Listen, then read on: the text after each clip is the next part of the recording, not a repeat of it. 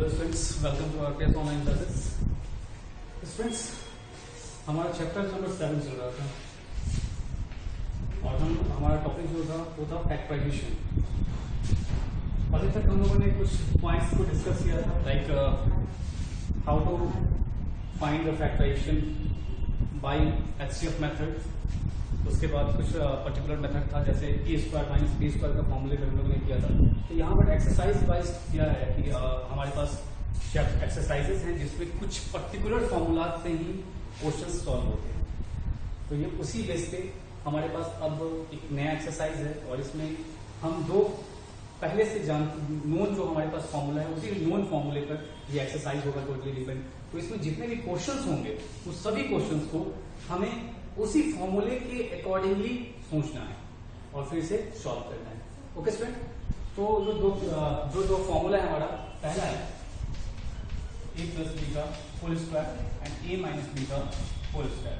तो स्टूडेंट, जैसा कि आप जानते हैं a प्लस बी का whole square a square plus 2ab plus B square और a माइनस बी का whole square a square minus 2ab plus B का whole square. Any problem student? तो देखिए हमारे पास कुछ क्वेश्चंस हैं और उस क्वेश्चंस को हम लोग कैसे सॉल्व करते हैं इस फॉर्मूले पे।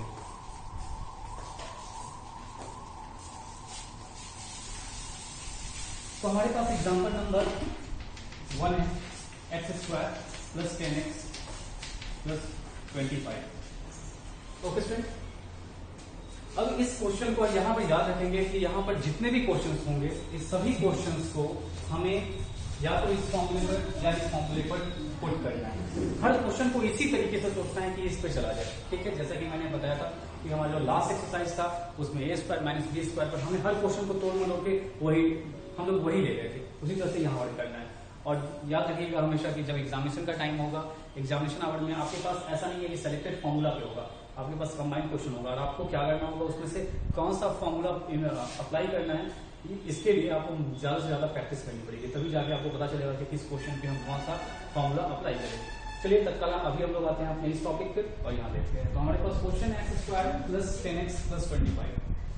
तो यहाँ पर इस क्वेश्चन को हम लोग या तो इस फॉर्मूला पे ले जाएंगे और या फिर इस फॉर्मूला पे ले जाएंगे। तो यहाँ देखते हैं कि हमारे पास तीनों साइन क्या है, दोनों ही साइन क्या है, प्लस में है। और जब दोनों ही साइन प्लस में है तो ये पहले ही हमारे लिए कैंसिल हो गया। हमारे पास ऑप्शन क्या बच गया, एक ये a प्लस बी का होल स्क्वायर। तो अब हम इसे a प्लस बी के होल स्क्वायर पर ले जाते हैं स्टूडेंट। ठीक है, तो चलिए हम इसका सॉल्व करते हैं और देखते हैं क्या कर सकते हैं। तो solution x square plus 10x plus, अब देखिए 25 को हम लोग 5 का स्क्वायर लिख सकते हैं, ऑफकोर्स लिख सकते हैं 25 को 5 का स्क्वायर ले सकते हैं।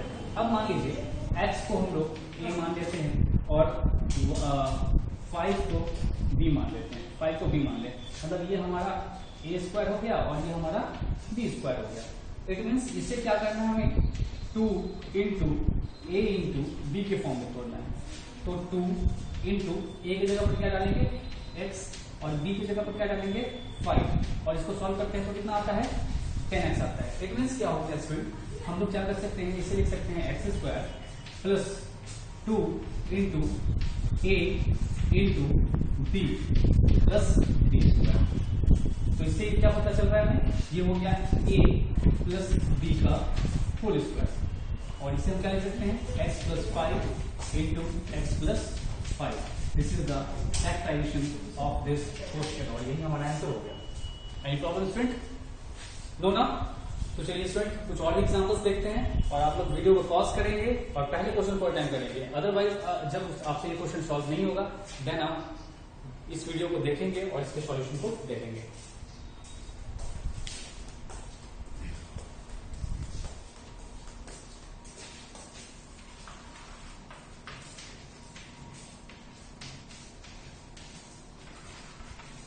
तो स्टूडेंट हमारे पास क्वेश्चन है m square minus 4mn plus n square. अब इस क्वेश्चन को सॉल्व करना है और चेक करना है कि 4n स्क्वायर है हमारे पास m square minus 4mn plus 4n square. ये आपके बुक का ही क्वेश्चन है, इस क्वेश्चन को आपको सॉल्व करना है। तो जैसा कि मैंने बताया इस एक्सरसाइज के जितने भी क्वेश्चन है हमें इसी दोनों फॉर्मूलाज पे थिंक करना है, इसके बारे में सोचना है। तो फिर यहाँ पर आते हैं, तो यहाँ पर चेक करते हैं पहले साइन को।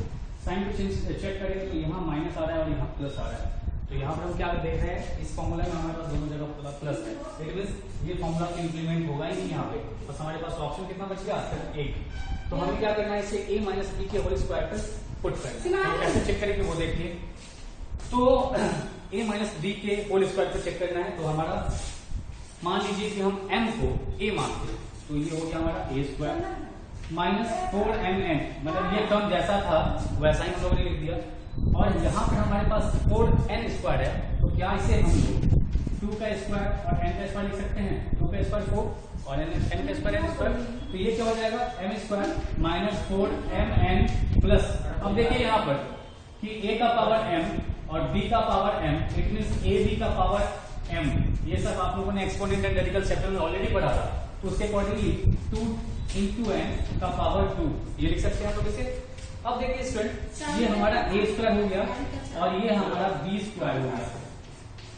अगर ये a स्क्वायर और ये b स्क्वायर हो गया तो इसे माइनस 2ab के फॉर्म में तोड़ना है, और माइनस 2ab के फॉर्म में तोड़ने के लिए हम minus 2 into a into b, क्योंकि ये हमारा b वाला टर्म था तो हम लोगों ने कर दिया। और इसे सॉल्व करके देखते हैं क्या इतना आता है कि नहीं आता है। तो 2 2 सा 4mn माइनस 4mn आ रहा है, इट मींस ये a माइनस b के होल स्क्वायर पे गया, और इसे हम लोग क्या लिख सकते हैं, a माइनस b का whole square, it means m minus 2n into m minus 2n, and this is the factor of this question, this is the answer of this question. Any problem student, जो ना, तो I hope कि आप इस तरह से हर एक question को बड़ी आसानी से सॉल्व कर सकते हैं। ओके स्टूडेंट, चलिए स्टूडेंट कुछ क्वेश्चंस और देखते हैं हम लोग, जहां पर हम लोग को कुछ नया चीज सीखना है।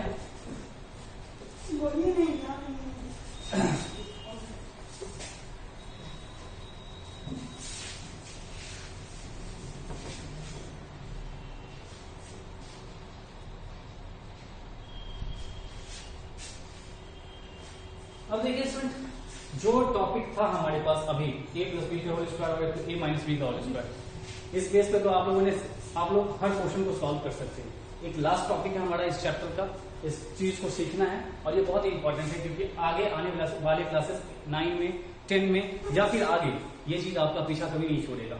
हालांकि जो भी पॉइंट्स बताया गया है, all the points are very important for you, because ये सभी पॉइंट्स जो है कहीं पर भी किसी भी क्वेश्चन को आपको किसी भी तरीके से सोचना पड़ सकता है, और ये मेथड जो है किसी भी क्वेश्चन को काफी इजी बनाता है। तो हमारे पास अब एक फॉर्म है क्वेश्चन का, ax square plus bx plus c। हमारे पास अलजेब्रिक एक्सप्रेशन अब इस फॉर्म में अभी तक आता रहा है और इसी तरह से आता रहेगा। अब इस क्वेश्चन, अभी से पहले हम लोगों ने देखा कि कैसे हम लोग HCF फाइंड आउट करके क्वेश्चन बना रहे थे, a square minus b square, मतलब दो स्क्वायर्स के डिफरेंस के फॉर्म में बना रहे थे। उसके बाद a प्लस बी के होल स्क्वायर और a माइनस बी के होल स्क्वायर बना रहे थे। नाउ अब हमारे पास जो अलजेब्रिक एक्सप्रेशन है, इसको हम कैसे बनाएंगे वो देखिएगा। अब जो हमारे पास क्वेश्चन होगा, इसमें हम ये चेक करेंगे, this is the a term, this is the b term and this is the c term.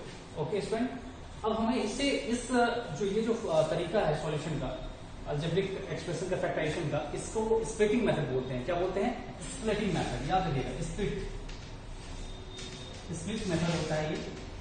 Split method से इसे हम लोग सॉल्व करते हैं। अब कैसे करेंगे वो चेक करते हैं हम लोग, ठीक है।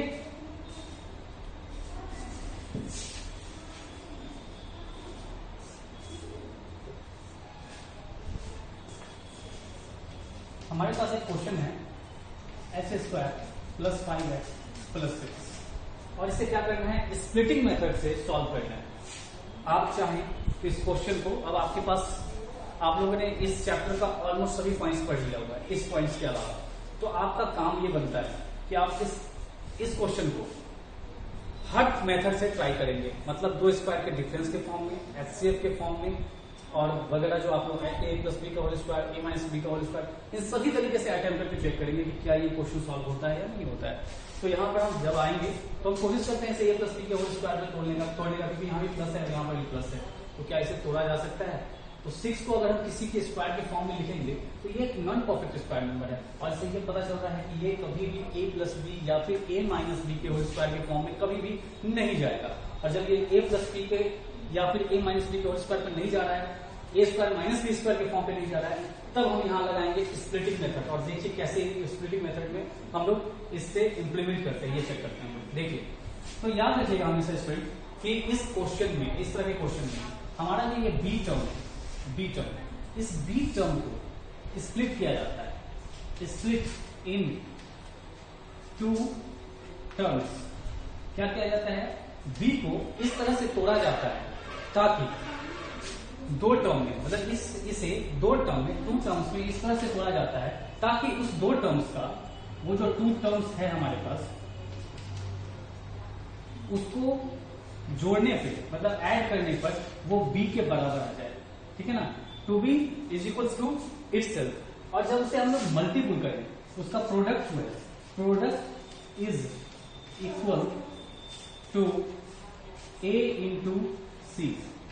ठीक है, मतलब जब हम बी को तोड़ेंगे, बी को दो टर्म्स में तोड़ेंगे और जब उस दोनों ही टर्म को ऐड करेंगे तो बी मालूम चल जाएगा, और जब उस दोनों टर्म को मल्टीपुल करेंगे तो ए इंटू सी पता चलना चाहिए। लाइक अब देखिए आप कैसे होगा।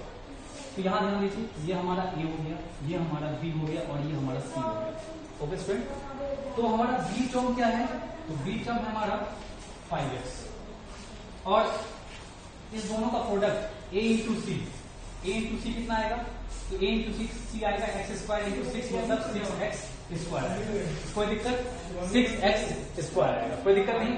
अब देखिए यहाँ पर हम लोग इसे सॉल्व करते हैं, तो हमारा ए के साथ तो कोई छेड़छाड़ नहीं करना था, ओके, प्लस बी।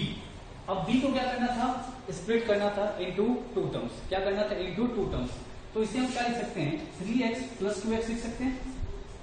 देखिए जब हम इसे 3x प्लस 2x लिखेंगे तो इस दोनों को ऐड करने पर कितना आ रहा है, इस दोनों को ऐड करेंगे तो 5x आएगा, आएगा ऑफकोर्स। मैंने कहा था कि जब आप स्प्लिट करते हैं बी को दो टर्म्स में तो दोनों का सम कितना आना चाहिए, बी के बराबर आना चाहिए। तो देखिए तो इस दोनों को ऐड करेंगे तो बी के बराबर आ रहा है, ऑफकोर्स आ रहा है। और जब इस दोनों का मल्टीपुल करेंगे, मतलब product of these two terms is equals to A into C, और जब इस दोनों को आप मल्टीपुल करेंगे तो कितना आएगा, तो देखिए तो 3x इंटू 2x, मतलब क्या, 3 to the 6 x into x square. तो देखिए तो a इंटू सी क्या था, a इंटू सी क्या था, 6x स्क्वायर। तो जैसा मैंने बताया था कि इस टर्म को दो ऐसे टर्म में तोड़ना है ताकि दो जोड़ने पर वो b के बराबर आ जाए और गुना करने पर, मल्टीपुल करने पर a इंटू सी के बराबर आ जाए। तो ये आ गया।